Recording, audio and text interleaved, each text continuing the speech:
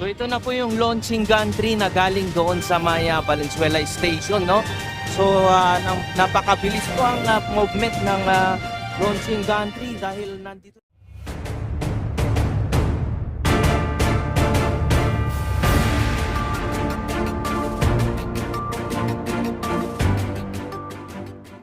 Good morning sa inyong lahat dyan. This is Kuya Sen. Welcome to my vlog. At nandito tayo ngayon sa Valenzuela City. At ating muling update ng ginagawa nilang PNR and SCR project dito sa area na ito. So ating tignan yung ginagawa nila dyan sa station and depot. At itong ginagawa nilang ramp ng patungo sa may Kawayan. At itong launching gantry na patungong south at napakalayo na po itong narating ng launching gantry. Ipapakita ko sa inyo kung gaano na po kalayo dahil napakabilis po ang kanilang pacing sa ginagawa nilang paglalagay ng segmental box girders.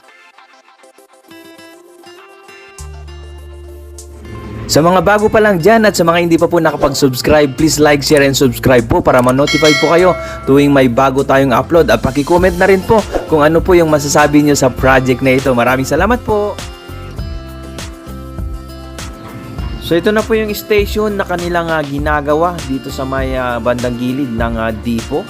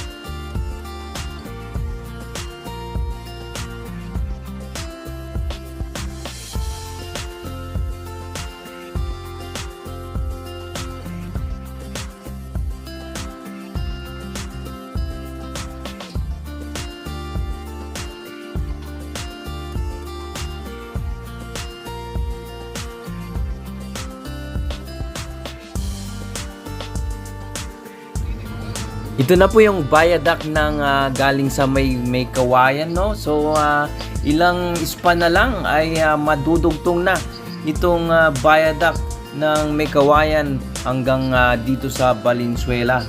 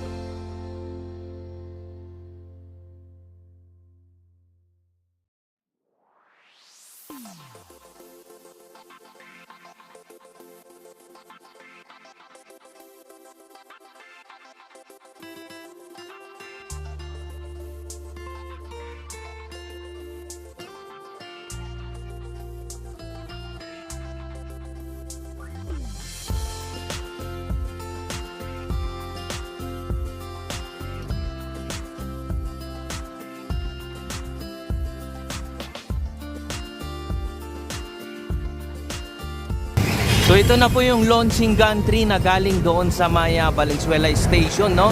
So napakabilis po ang movement ng launching gantry dahil nandito na po siya sa may tapat ng Pure Gold Valenzuela. Ayan po yung landmark ng Pure Gold Valenzuela, no? At ang binabagtas nitong launching gantry na to ay patungong south at malapit na po siya dito sa may Malinta Bridge. Ayan po.